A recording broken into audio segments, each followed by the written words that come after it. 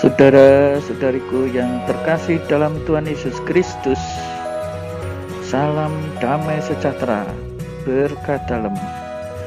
Kita berjumpa lagi dalam belajar Alkitab sambil merenung. Bahan diambil dari Injil Matius 18 ayat 15-20 tentang menasehati sesama saudara. Baiklah saudara-saudariku, sebelumnya mohon dibantu untuk subscribe dan bagikan kepada teman-teman dari Tuhanlah Pertolonganku channel. Saudara-saudariku, ya ini menasihati saudara. Apabila saudaramu berbuat dosa, tegurlah dia di bawah 4 mata. Jadi pertama-tama ini soal dosa ya, yang apalagi sifatnya umum, tetapi juga bisa saja dosa-dosa yang sifatnya hanya diketahui oleh pribadi ya. Nah, ditegur 4 mata artinya hanya ya semacam dinasihati berdua. Kalau ia mendengar nasihatmu, engkau telah mendapatkannya kembali. Jadi memang ini misi penyelamatan ya, engkau mendapatkannya kembali ya. Maka misi penyelamatan ini juga harus dilakukan dengan kasih ya, dengan kelembutan itu. Jika ia tidak mendengarkan, bawalah seorang atau 2 orang lagi.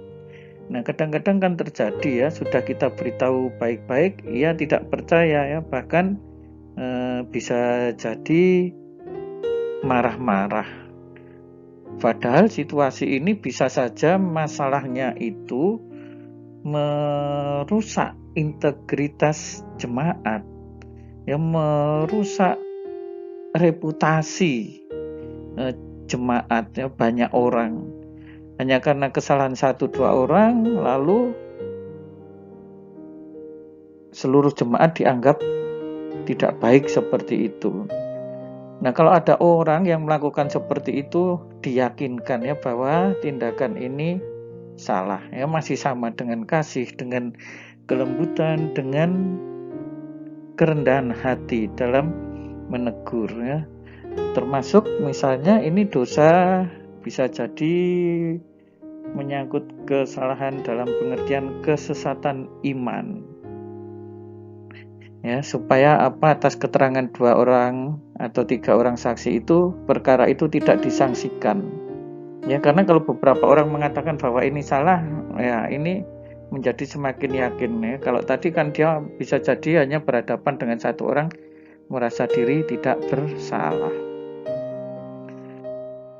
Nah, jika tidak mau mendengarkan ya, sudah di bawah 2 orang atau 3 orang tetap tidak yakin, ya bawalah persoalan ini kepada jemaat ya, karena ini menyangkut sekali lagi reputasi jemaat ya, bisa saja rusak ya. Ini menyangkut integritas ya, ketertundukan kepada Allah ya, diyakinkan ya, bahwa ada sesuatu yang tidak beres di dalam hidupnya. Jika tidak mau mendengarkan jemaat, lalu bagaimana?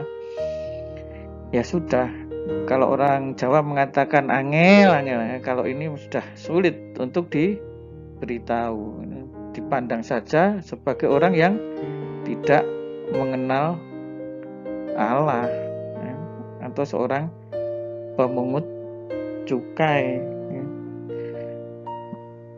Nah, saudara-saudariku yang terkasih di dalam Tuhan, Yesus berkata, sesungguhnya apa yang kamu ikat di dunia ini akan terikat di surga, dan apa yang kamu lepaskan di dunia ini akan terlepas di surga.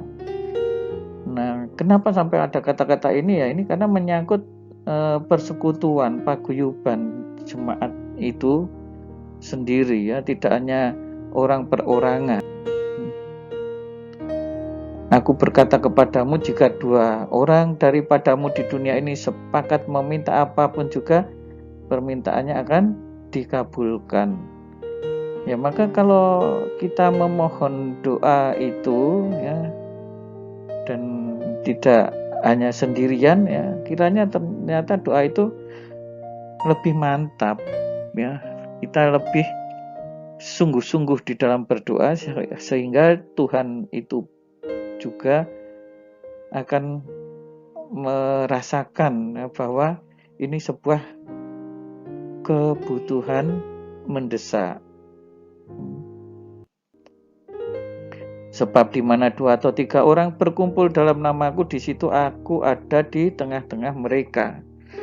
Nah, saudara-saudariku yang terkasih, ya, Tuhan Yesus menegaskan, ya, 2 atau 3 orang berkumpul dalam nama Dia, ternyata Yesus hadir di tengah-tengah kita.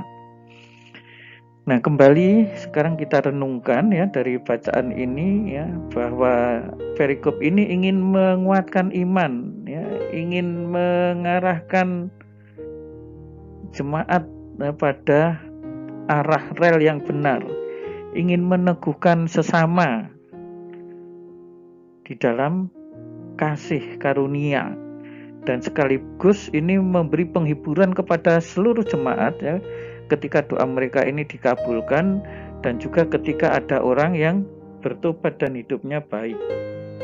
Ya, sekali lagi itu mesti dilakukan selalu di dalam kasih kita akan saudara kita itu. Ya, kasih kita akan ketertundukan kepada Tuhan, ya, sehingga kalau saudara kita itu baik, ya kita pun akan ikut gembira, ikut senang. Nah, saudara-saudariku yang terkasih dalam Tuhan Yesus Kristus, itu yang bisa kita renungkan, kita pelajari dari perikop Injil Matius ini. Selamat merenungkan. Tuhan Yesus memberkati. Berkah dalam. Saudara-saudari sekalian, pekerjaan saudara, aktivitas saudara, keluarga saudara dilindungi dan diberkati oleh Allah yang Maha Kuasa, Bapa dan Putera dan Roh Kudus. Amin.